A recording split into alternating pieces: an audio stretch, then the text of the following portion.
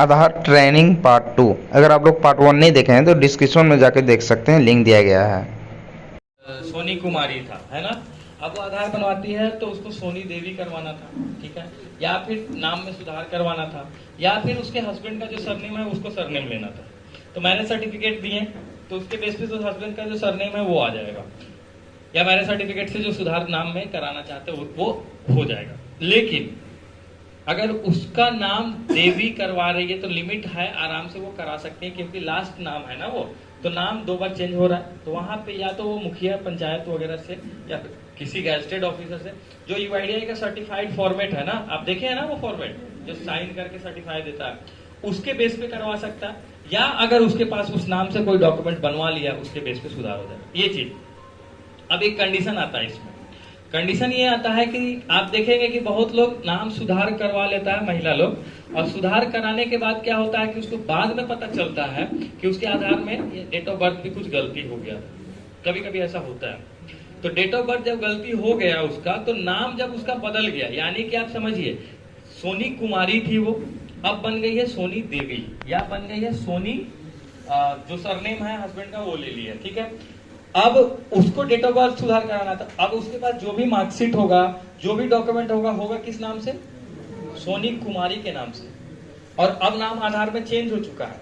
तो अब जब आपके पास आएगी ना, तो सोनी कुमारी और सोनी देवी 2 अलग अलग चीजें हैं, तो आपके पास लेके आया तो आप उसको कभी कंसिडर नहीं कर सकते हैं। सोनी कुमारी अलग आदमी है और सोनी देवी अलग आदमी है।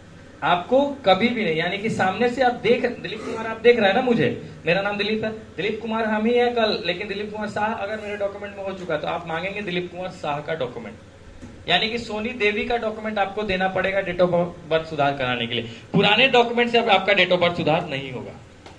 यहाँ पे फंस जाता है कई बार लोग, ठीक है। इस केस में उसके पास अब एक ही रास्ता बचता है, या तो उसके पास जो डॉक्यूमेंट्स हैं पुराने उसमें अपना पूरा नाम ऐड करवा ले, वो आधार में तो कुछ नहीं अब चेंज नहीं हो सकता, या फिर किसी गैजेटेड ऑफिसर से, जो ग्रुप ए के गैजेटेड ऑफिसर है उससे डेट ऑफ बर्थ वो बनवा के सर्टिफिकेट लेके आ जाए, उसके बेस पे होगा।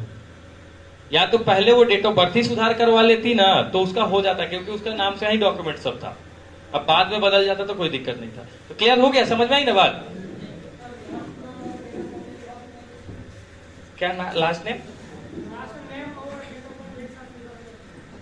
लास्ट नेम, हाँ लास्ट नेम और डेट ऑफ बर्थ हो जाएगा, फर्स्ट नेम नहीं, लास्ट नेम हो जाएगा। हाँ, अब डेट ऑफ बर्थ वाला में थोड़ा सा समझने वाली चीज क्या आती है, देखिए डेट ऑफ बर्थ वाला में देखेंगे यहाँ पे 2 कंडीशंस लिखा हुआ है, एक लिखा हुआ है एज लिखा हुआ है, एक लिखा हुआ है डेट ऑफ बर्थ। अच्छा देखो एक बात बताओ, आपसे थोड़ा देर से ऐसे ही बोल रहा हूँ, यही सब चीजें ना आपके सामने स्क्रीन पे रहता है कि कुछ और तो एक्स्ट्रा नहीं रहता है, तो काम तो इतना ही में घुमा फिरा के आपको करना है ना। इन्हीं सब सिर्फ इतना ही के वजह से आईडी ब्लैकलिस्ट होता है, इसी में बहुत सारी सावधानी रहती है। इसके अलावा डॉक्यूमेंट पार्ट पे आएंगे तो वो बता देंगे, लेकिन बहुत सारी चीजें इसी में है। ये देखिए इसमें डेट ऑफ बर्थ के बारे में थोड़ा सा सोच लो, आप लोगों को जो डाउट है ना उसको समझ लो, फिर हम बता ही देंगे।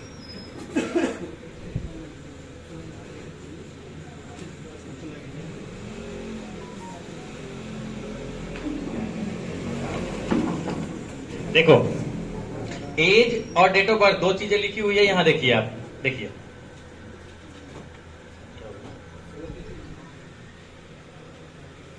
देखो, हाँ ये एज और डेट ऑफ बर्थ 2 चीजें लिखी हुई है।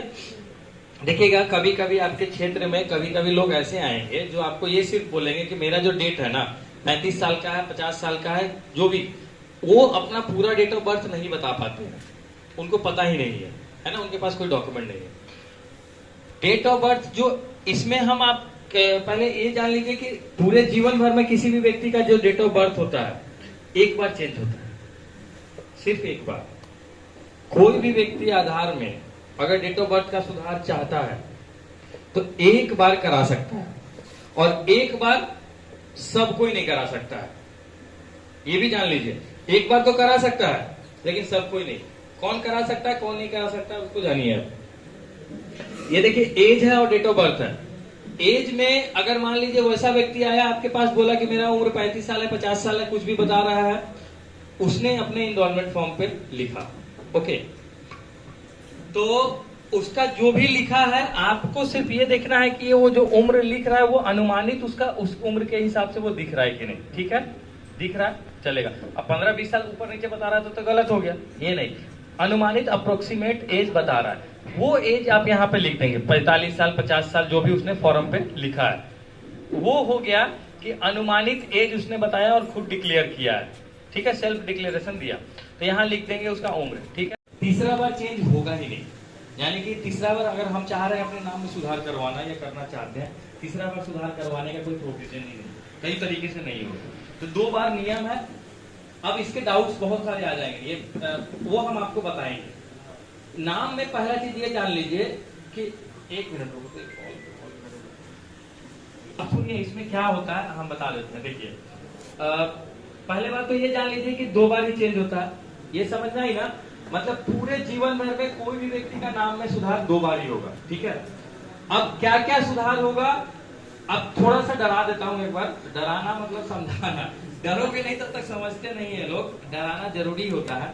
देखो इतना ऐसा नहीं है, मैं 3 दिन से कंटिन्यू हम ट्रेनिंग में ही चल रहे हैं, आप समझिएगा अच्छे से। लगातार एक ही चीज बोलना है, फिर भी हिम्मत करते हैं कि यही